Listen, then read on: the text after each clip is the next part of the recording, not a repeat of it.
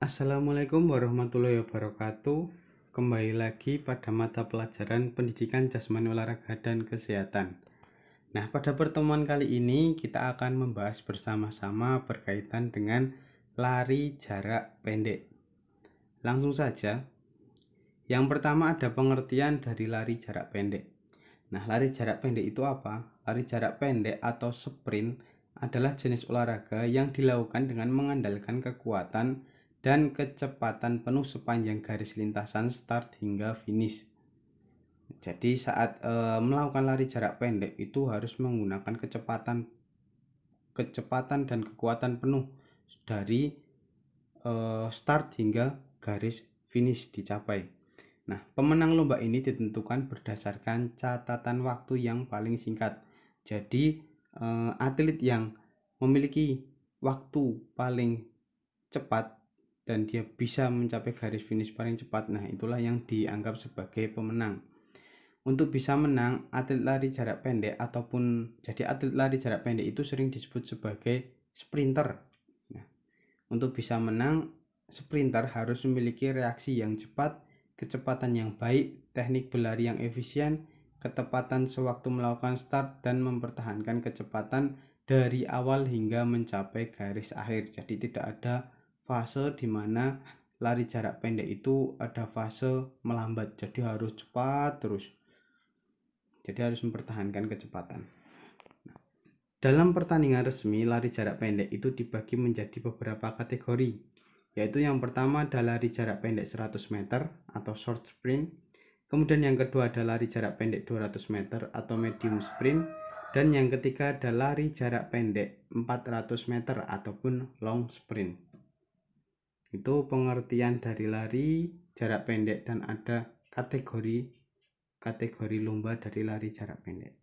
Nah, dalam kita melakukan lari jarak pendek tentunya ada tahapan-tahapannya, yaitu yang pertama ada start, kemudian ada gerakan lari, kemudian ada gerakan mencapai garis finish.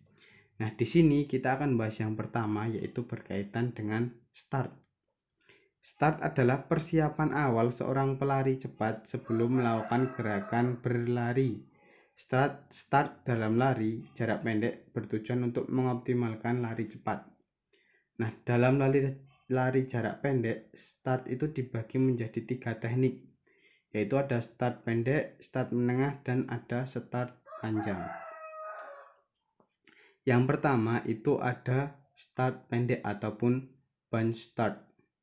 Untuk melakukan start pendek, kaki kiri diletakkan di depan dan lutut kanan diletakkan di sebelah kaki kiri dengan jarak sekitar 1 kepal tangan.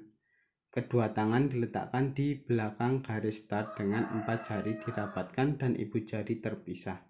Nah, kalian bisa sambil dilihat pada gambar ilustrasi pada sebelah kanan. Nah,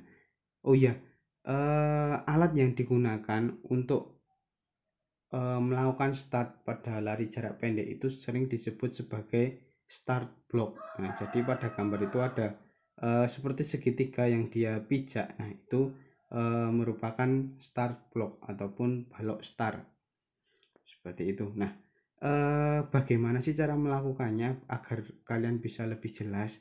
Nah, bisa kalian sambil lihat di ilustrasinya, yaitu yang pertama kedua kaki itu sebenarnya saat melakukan start pendek itu tidak jaraknya itu tidak terlalu jauh, dalam artian hampir sejajar antara kaki kiri dengan kaki kanan.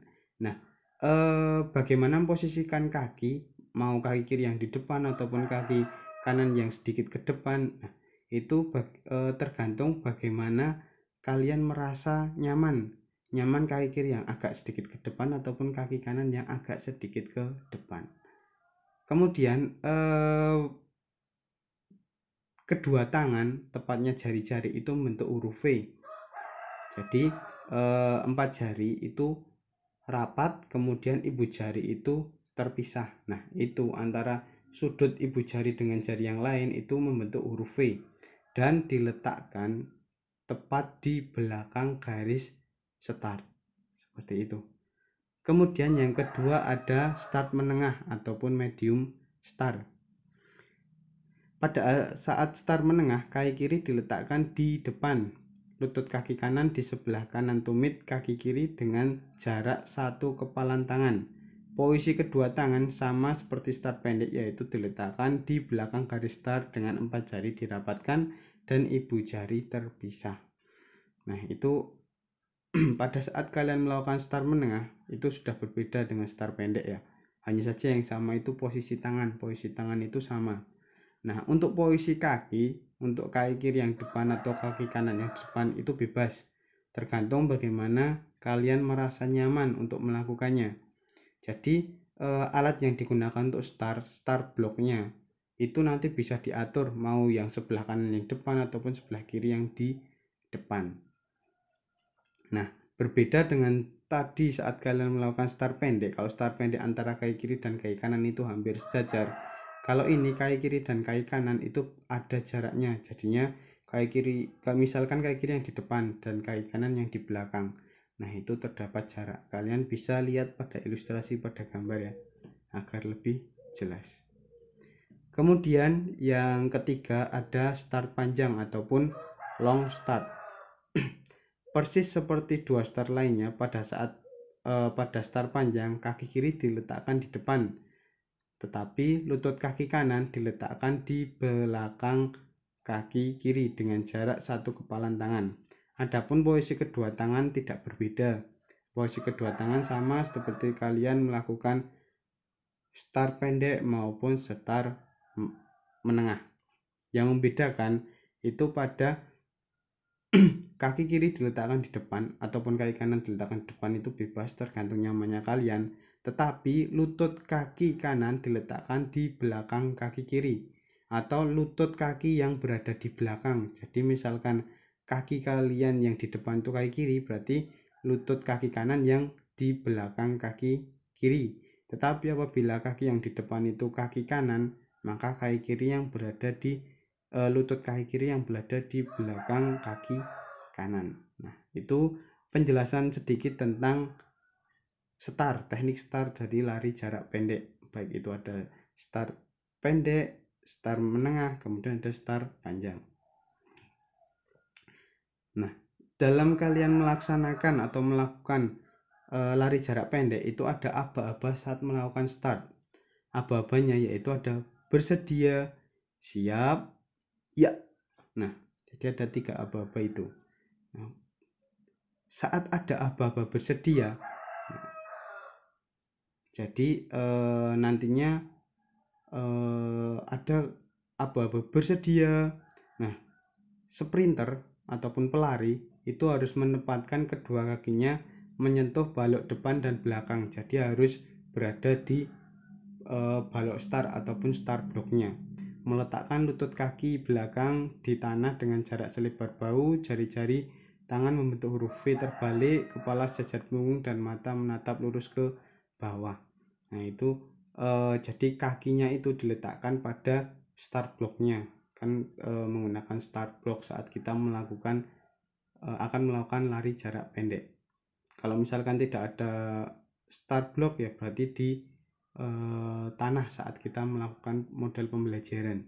Tapi kalau lomba resmi itu biasanya langsung menggunakan start block.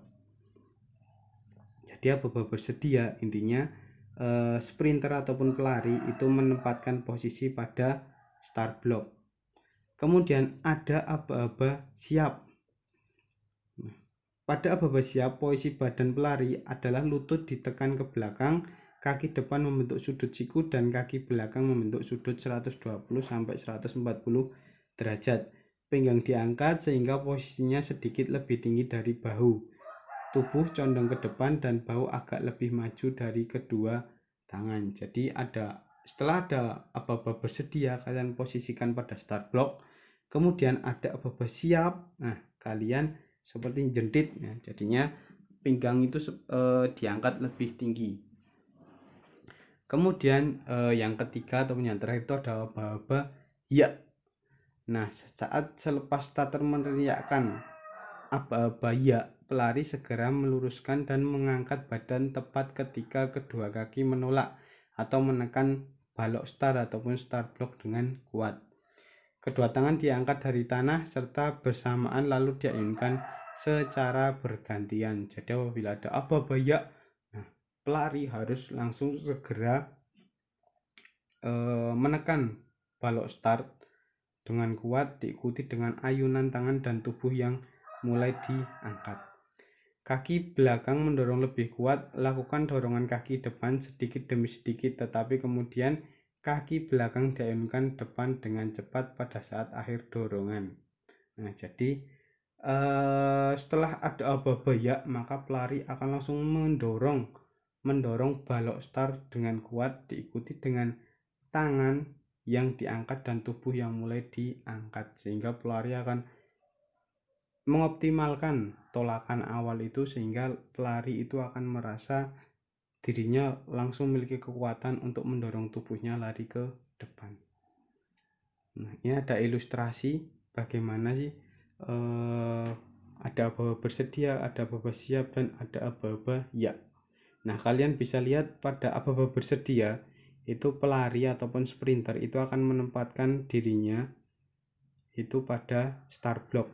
Jadi pada posisi awal bagaimana dia melakukan start. Kemudian pada aba-aba siap, nah pada aba-aba siap ini seperti pinggangnya itu diangkat sehingga sedikit jentit bahasanya, sedikit jentit. Kemudian ada aba-aba ya, nah pelari akan mendorong start blocknya sehingga dia akan melakukan lari dengan secepat mungkin dan sekuat mungkin. Nah, kalau tadi kita sudah membahas tentang tahapan-tahapan melakukan start dan jenis-jenis teknik start.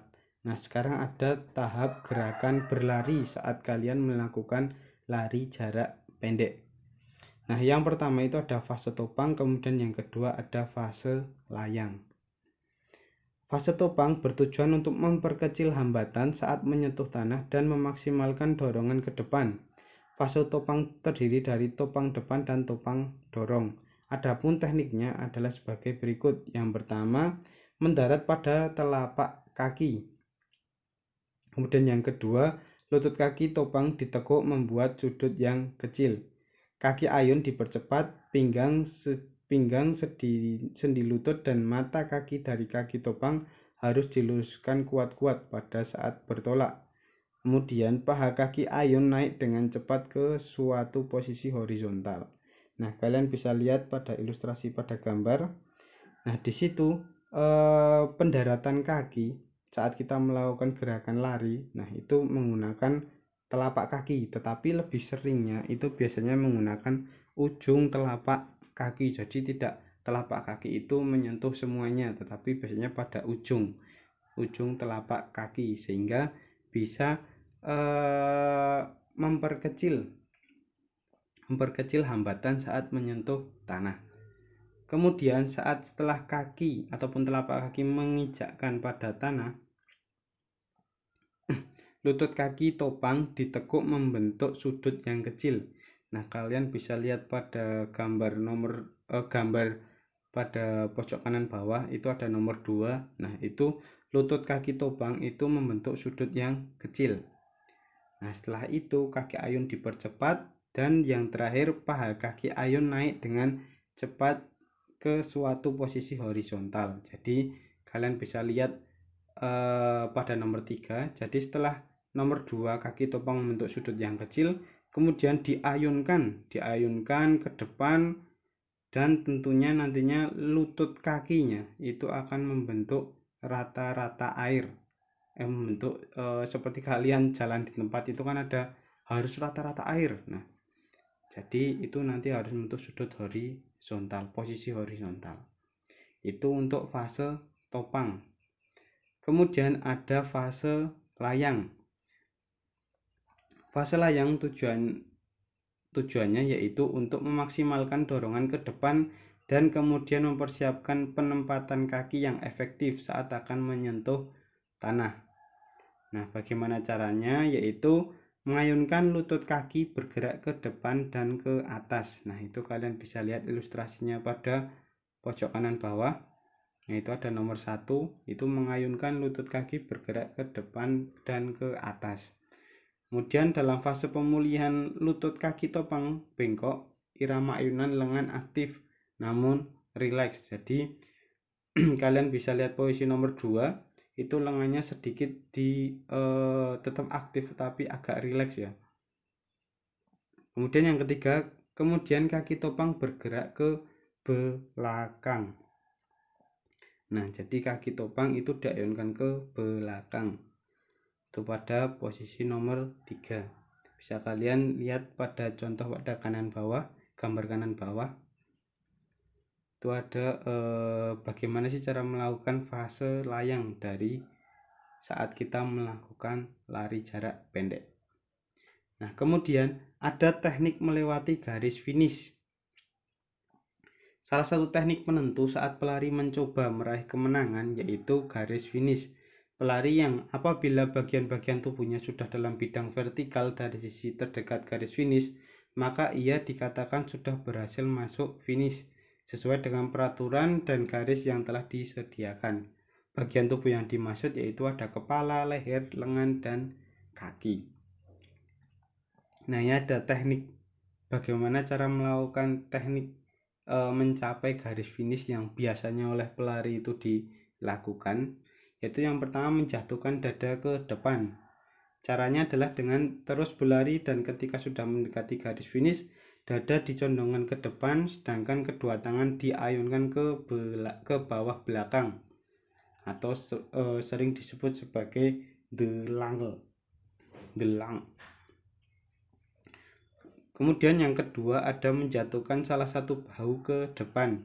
Teknik ini dilakukan dengan cara memutar dada dengan ayunan tangan ke arah depan atas sehingga sebelah bahu maju ke depan atau disebut sebagai the shrug. Kemudian yang ketiga, berlari secepat mungkin. Untuk teknik ketiga ini tidak ada gerakan khusus yang perlu dilakukan menjelang garis finish.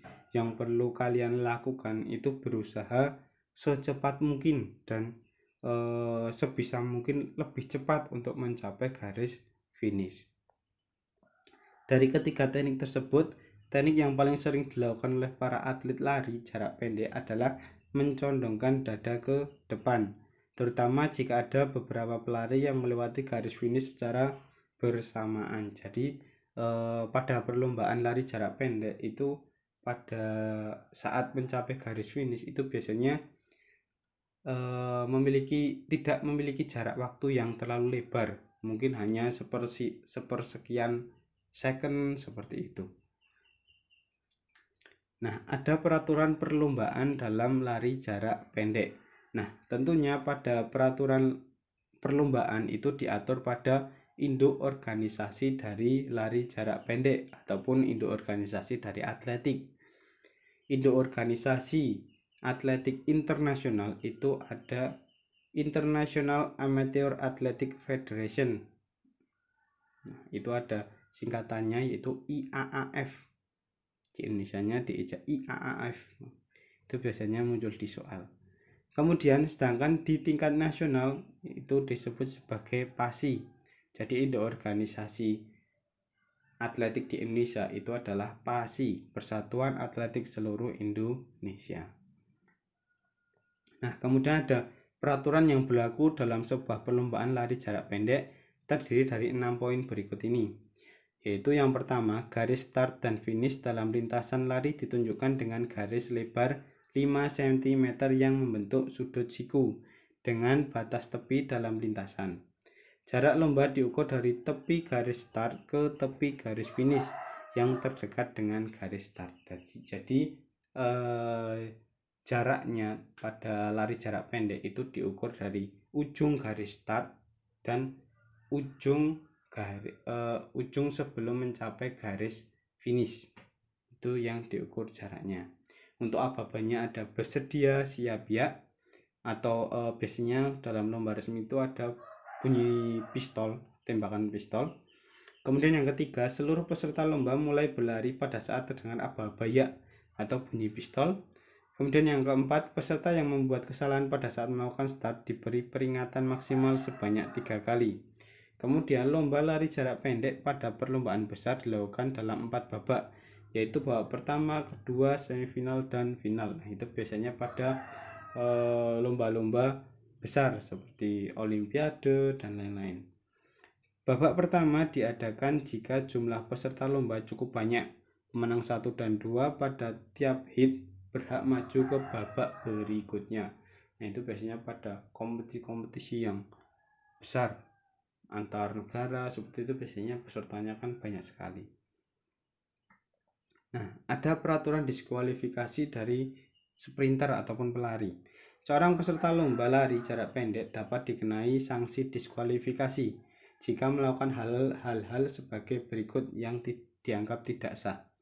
Yaitu yang pertama, melakukan kesalahan start lebih dari 3 kali. Tadi kalau masih belum ada 3 kali masih diberikan peringatan. Kemudian yang kedua, mengganggu berlari lain.